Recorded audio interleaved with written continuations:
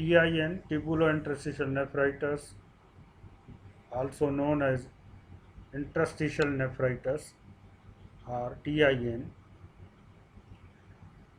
Basically, it is inflammation of the interstitial, the area of the kidney that is called interstitium. So, when the inflammation takes place in the interstitium, that is called interstitial nephritis. So, in interstitium, the things which are present, these are the cells, extracellular matrix, and fluid surrounding the renal tubules. Interstitium participate in the fluid and electrolyte exchange as well as endocrine functions of the kidney. The endocrine kidney functions are the activation of the vitamin D, active form of vitamin D, that is called 125 dihydroxycholecalciferol, and the production of the erythropoietin hormone. So patient does not experience anemia, and renin secretion. So this is the endocrine function of the interstitium. There are various contributing factors that leads to this TIN, the pharmacological agents, environmental, and there are acute infectious disease or chronic inflammatory disease, systemic disease.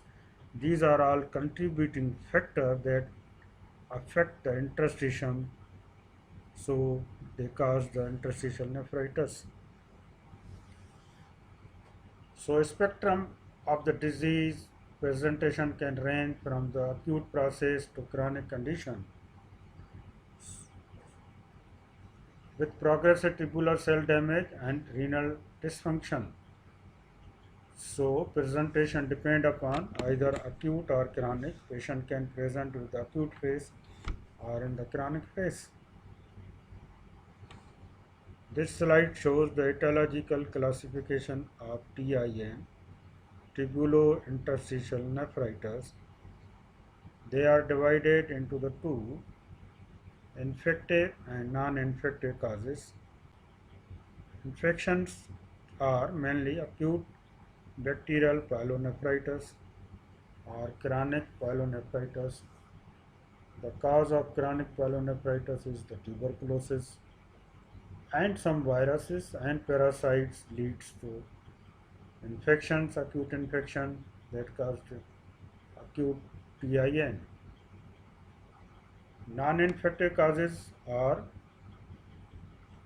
acute hypersensitive interstitial nephritis, analgesic abuse nephropathy, the patients who are using the long-term non-steroidal anti-inflammatory drugs in certain rheumatic uh, disease like osteoarthritis, rheumatoid arthritis.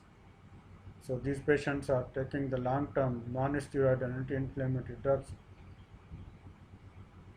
Diabetic nephropathy also is the non-infective cause in multiple myeloma, that is called myeloma nephropathy.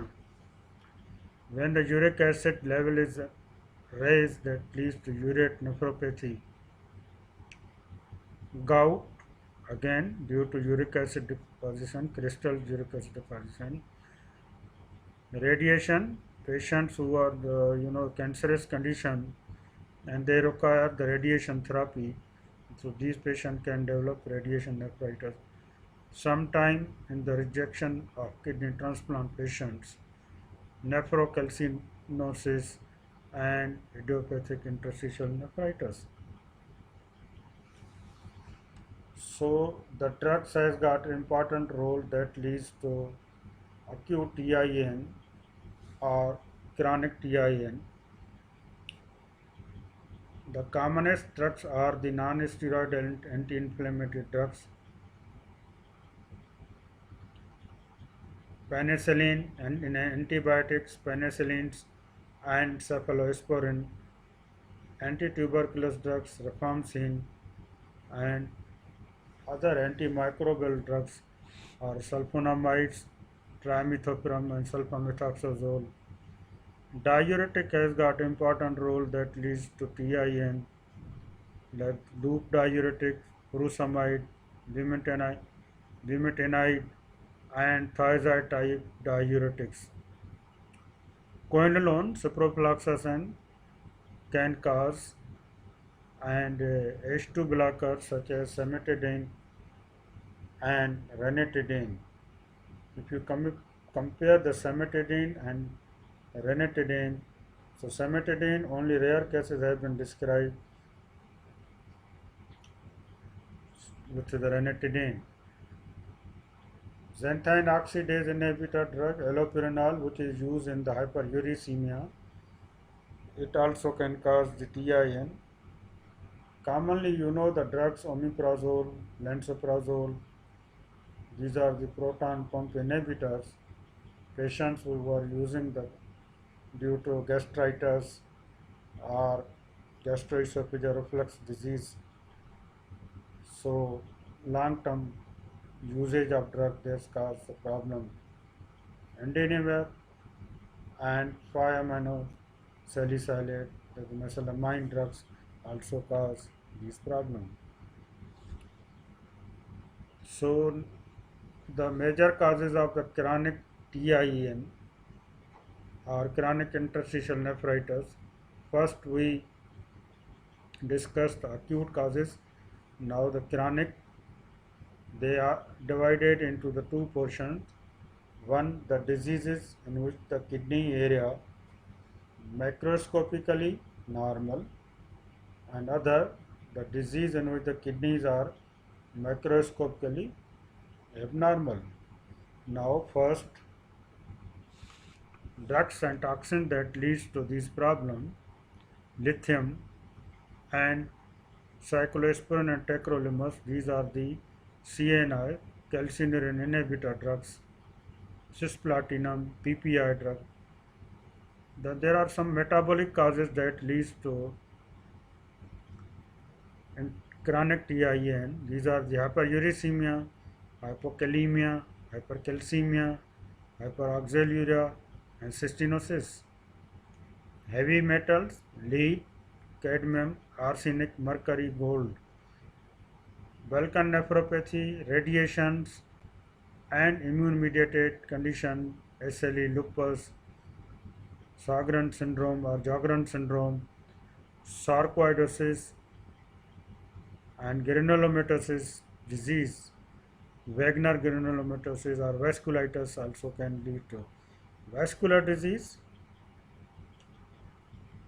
atherosclerotic kidney disease or transplantation, hematological problems. So now the other causes that leads to in which the disease but the kidneys are macroscopically abnormal. These are the analgesic nephropathy, chronic obstruction, hereditary problems, and infections. This slide shows the functional manifestation of the chronic interstitial nephritis. So, the kidney functions are affected. Deterioration of the glomerular filtration rate with slow onset, insidious onset.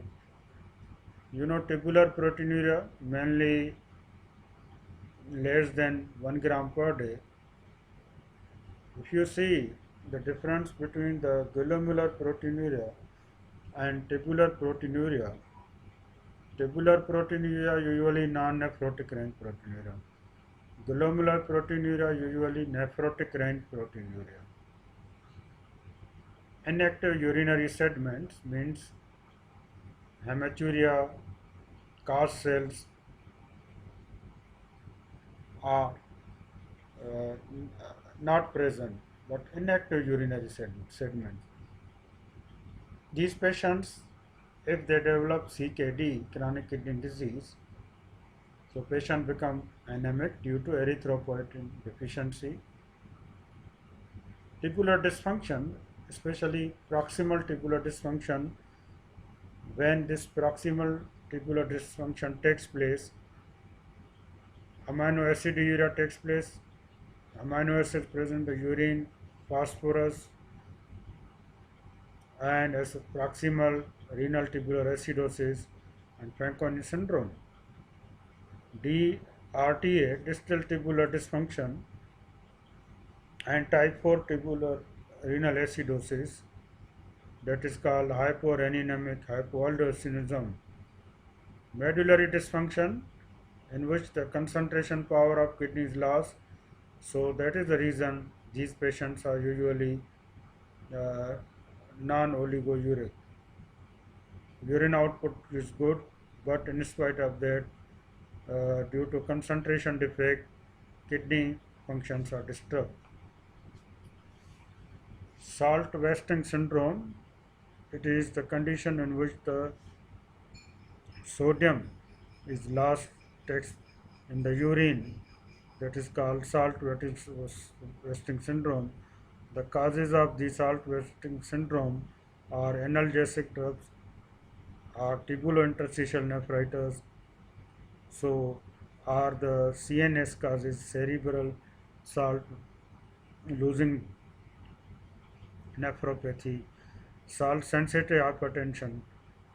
So this is the regarding the functional manifestation of the chronic interstitial nephritis. So coming to the clinical features, these patients typically present with a renal impairment, kidney function initially normal, but deterioration of renal function takes place. The drugs which leads to acute TIN, so they cause generalized drug hypersensitive reactions. They can present with a fever, rash, and eosinophilia. It is the characteristic feature of the hypersensitivity reaction. In 5% of the cases, uveitis, inflammation of the uveal tract takes place. Lymphocyte predominant, interstitial nephritis, blood vein photophobia. Majority of the patients are not oliguric acute kidney injury because in these conditions the concentration power of kidney is lost. So that is the reason patient has got good urine output. This slide shows the clinical manifestation of drug induced acute AIN. Basically, this slide, this is the data were pooled from the different case reports, including more than 200 patients with drug-induced acute interstitial nephritis. But patients with AIN associated with methicillin therapy or with nephrotic syndromes are not included in this study. So, if you see the eosinophilia, which is present in the 40%, extrarenal symptoms, which is present in the 50%, mild proteinuria 55 to 60%, pyuria 60%, and oliguria 30%. But majority of the patients presented with the renal failure, 90% of the patients. Coming to the investigations, from urine analysis, urine DR, as in the first lecture we discussed urine analysis is the poor man renal biopsy. From urine analysis we can take lot of information regarding the tubular disease or glomerular disease. Urine analysis shows the isocyanidia, specific gravity same, and no active sediment, and the eosinophils which are present in the urine. So if you perform the renal biopsy, that shows the intense inflammation and infiltration of the tubules and interstitium by polymorphonuclear leukocytes and lymphocytes. Eosinophil may be observed. And renal biopsy has got role, either it is acute or chronic, because we can predict the prognosis and outcome of the renal problems, renal disease. So renal biopsy is performed either confirm the histological lesion to predict the prognosis of the patients, and third, make the management plan, because either acute or chronic, because in case of acute there is the role of corticosteroid, and in chronic tubulointerstitial nephritis there is no role of the corticosteroids. If you perform the proteinuria, protein creatinine ratio, it should be less than 100 milligram per millimole, and in urine, red and white blood cells, but sterile pyuria. What is sterile pyuria?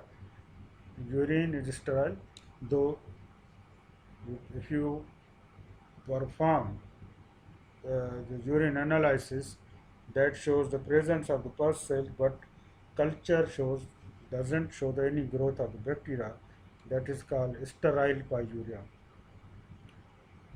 In the blood test, obviously we should perform the renal function test, CBC, and the CBC eosinophil will raise, lymphocyte may be raised, and in the renal function, urea and creatinine electrolyte may be disturbed, and uric acid, and we should check also sometime calcium, phosphorus, and alkaline phosphatase, and in the urinary findings, eosinophiluria, presence of eosinophil in the urine.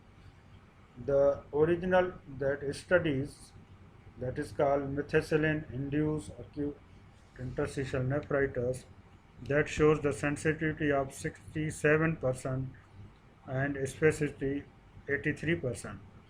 So sensitivity is higher in patient with interstitial nephritis induced by methicillin, or when they perform with the Hansel stents. So Hansel stent is the stent which is used for the detection of the eosinophil in the urine. Okay.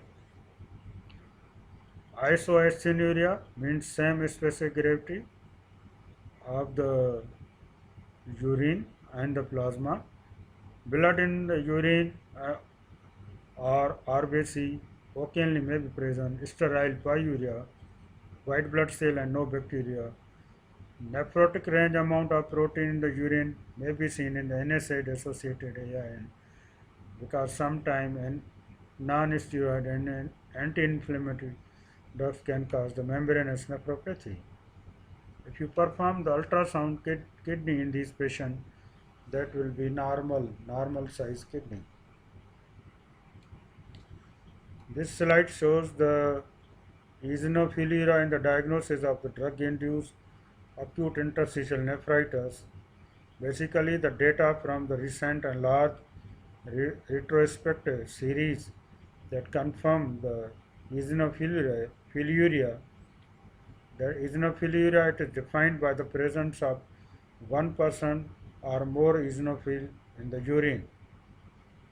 So, various causes, the bar shows acute tubular necrosis with eosinophilia, acute tubular necrosis without eosinophilia, drug-induced acute interstitial nephritis without eosinophilia, and drug-induced AIN with eosinophilia.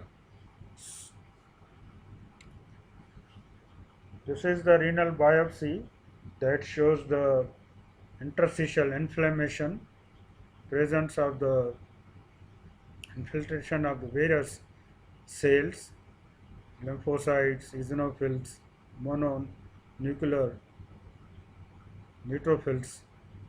So inflammation takes place. Again, this shows the interstitial inflammation. Drug-induced granulomatous interstitial nephritis.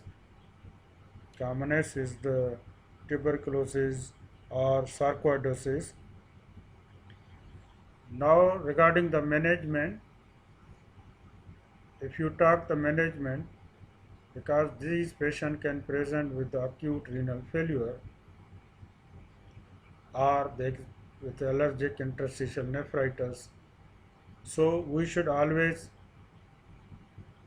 take the history. If there is due to causative factor is the drug, we should stop the drug. And steroid has got essential role for the it accelerate the recovery and prevent the long-term fibrosis. So high dose corticosteroid 1 milligram per kilogram per day, but in this patient it is given for short-term therapy, and sometimes these patients require short-term dialysis. So this is the last slide that shows the acute renal failure with the features of AIN, acute allergic interstitial nephritis. So withdraw the offending agent, the causative agent, causative drug, we should stop that, and supportive care and close observation. We should see how the patient behave, either improve or not improve. If improvement takes place, continue the observation. If no improvement in 1 week or rapid progression, so we should must think either it is a classic allergic AIN, so steroid is recommended. If it is atypical features, then renal biopsy is the gold standard to diagnose the various problems. The renal biopsy will tell us either patient has got classic AIN, classic acute interstitial nephritis. If it shows the classic acute interstitial nephritis, always steroid is recommended and immunosuppressive drugs. If the renal biopsy shows the granulomatous or other immune interstitial nephritis, again steroids and immunosuppressive drugs has got role to reduce these problems. And biopsy shows also the chronicity, fibrosis or scarring. If it is developed, that suggests chronic TIN. So when the patient develop chronic TIN, these patients develop the chronic kidney disease CKD, then treat these patients conservatively. Here there is the no role of the corticosteroid. So treatment of the CKD, as you know, the conservative treatment, fluids intake, output, salt restriction, low protein diet, and low phosphate containing diet. So we should treat this patient conservatively. So this is the all about regarding the tubulointerstitial nephritis. So thank you very much.